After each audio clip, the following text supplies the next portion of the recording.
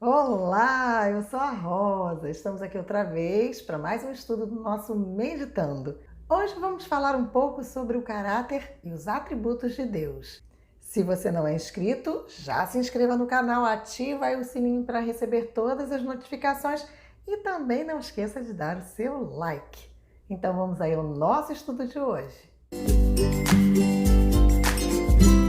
No estudo de hoje, vamos ver um pouquinho sobre o caráter e também sobre os atributos desse Deus que nós servimos.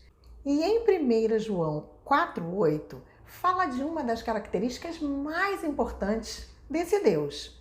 Diz assim: aquele que não ama não conhece a Deus, porque Deus é amor. Percebe? Deus é amor. Ele não tem amor, ele é amor, ele é o próprio amor, ele é a fonte de todo o amor que possa existir no universo. Ele é a fonte primária, ele é quem fornece o amor. É através dele que nós temos e sentimos amor. Mas será que é só amor que existe no caráter de Deus? Em Salmos 145:17, o salmista nos diz o seguinte: justo é o Senhor em todos os seus caminhos e santo em todas as suas obras. Percebe que o salmista diz que o Senhor é justo e ele é santo. E nós lemos anteriormente que ele também é amor. Então, ele não tem santidade, ele não tem justiça, ele é a justiça, ele é a santidade. Agora, será que Cristo, o Filho de Deus, ele possui as mesmas características do seu Pai?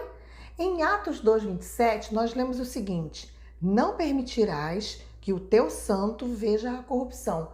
Então, Cristo tem o mesmo atributo de santidade que o Pai possui. Então, tivemos a oportunidade de ver que Deus é amor, é justo, é santo, que Cristo também tem essa mesma característica, mas quais outras características podemos ver em Deus? Êxodo 34, 5-7 diz assim: e o Senhor desceu numa nuvem e se pôs ali junto a ele, e ele apregoou o nome do Senhor.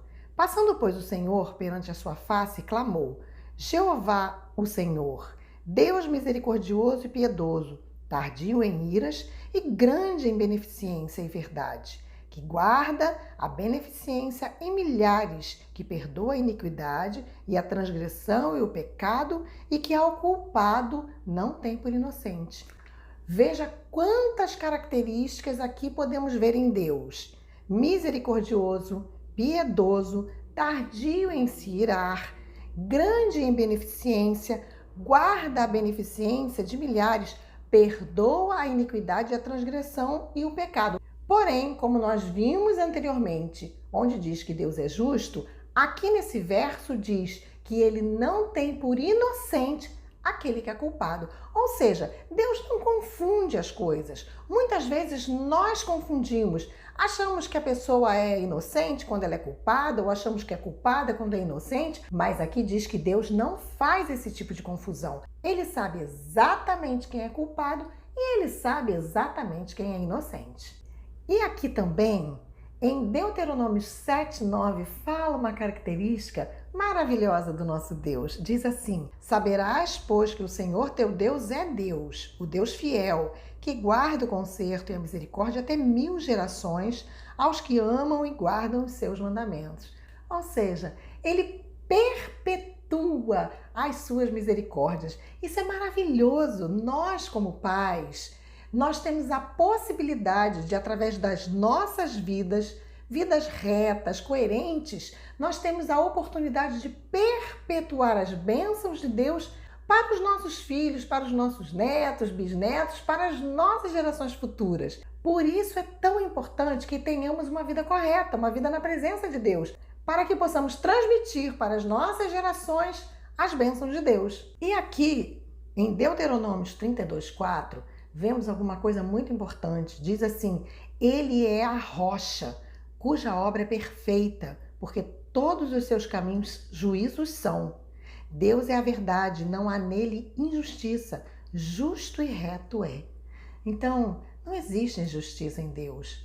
Quando nós entendemos a lei da semeadura e da colheita, nós podemos ver a justiça de Deus. Existe um ditado que diz que Deus é muito misericordioso, deixando que nós plantemos aquilo que queremos, mas que Ele também é justo e nos obriga a colher aquilo que nós plantamos. Porque imagina, um agricultor que vendeu uma safra de soja. Ele vai plantar essas sementes confiando que ao final da safra ele colherá soja. Então você imagina se ele plantasse toda a terra dele com soja, já tivesse vendido a safra e na hora da colheita ele descobre que estava colhendo milho, por exemplo. Seria uma injustiça para com esse agricultor que passou tanto tempo cuidando da plantação. Ora, se nós achamos que seria injusto para um agricultor plantar soja e colher milho ou colher trigo, por que nós plantamos o mal e achamos que Deus é injusto quando nós colhemos o mal, colhemos aquilo que plantamos? Então aqui a Bíblia fala que Deus é justo e que Ele não toma o culpado por inocente. Ou seja, cada um vai colher exatamente aquilo que plantou, como um agricultor. Mas será que Deus escolhe assim um grupo especial para que Ele possa demonstrar a bondade dele? Aqui em Salmos 145, versículo 9, diz assim: O Senhor é bom para todos e as suas misericórdias são sobre todas as suas obras. Então, você e eu somos obras da criação de Deus. E aqui diz que as misericórdias dele são sobre todas as suas obras e que a bondade dele é para com todos. Então, Deus é bom, Ele é bondade. E você observa que o sol nasce para todos. A Bíblia diz que o sol nasce tanto para justos como para injustos. Então, da mesma forma, a chuva cai sobre justos e injustos. As colheitas acontecem em lavouras de justos e de injustos. Então, as leis de Deus estão aí e elas são imutáveis, porque Deus é imutável como suas leis o são. E nós, que dizemos que somos filhos de Deus, como devemos ser? Em São Mateus 5,48, Cristo, um dia quando esteve aqui nessa terra, ele disse: Sede vós perfeitos, como é perfeito o vosso Pai que está nos céus. Nós falamos aqui no nosso estudo sobre vários atributos de Deus. Então, se somos filhos desse Deus, precisamos também seguir esses mesmos passos, andar nesse mesmo caminho. E assim seremos filhos dos quais Deus vai se agradar. Porque se você é pai, se você é mãe, sabe como é bom aquele filho que sempre nos agrada, como é bom aquele filho que é obediente. E se nós queremos ser filhos perfeitos diante desse Deus, diante desse nosso Pai Celestial, precisamos seguir os seus passos, precisamos ter os seus atributos. E assim o nosso Pai Celestial terá muito orgulho de nós, seus filhos. Vamos fazer uma prece? Querido Pai, nós te agradecemos pelo dia, pela paz, pela vida. Senhor, abençoa essa pessoa que está assistindo esse estudo e que na vida dela haja sempre paz, amor, união, fidelidade, honra. E que o teu amor cubra a casa dela. Senhor, e que o teu amor seja abundante na vida dela. Fica conosco, dá-nos um dia feliz na tua santa proteção. Eu te peço em teu Filho. Amém. Um beijo carinhoso. Fica com Deus. Curte o vídeo e compartilha. Logo estaremos juntos para mais um estudo aqui no nosso Meditando.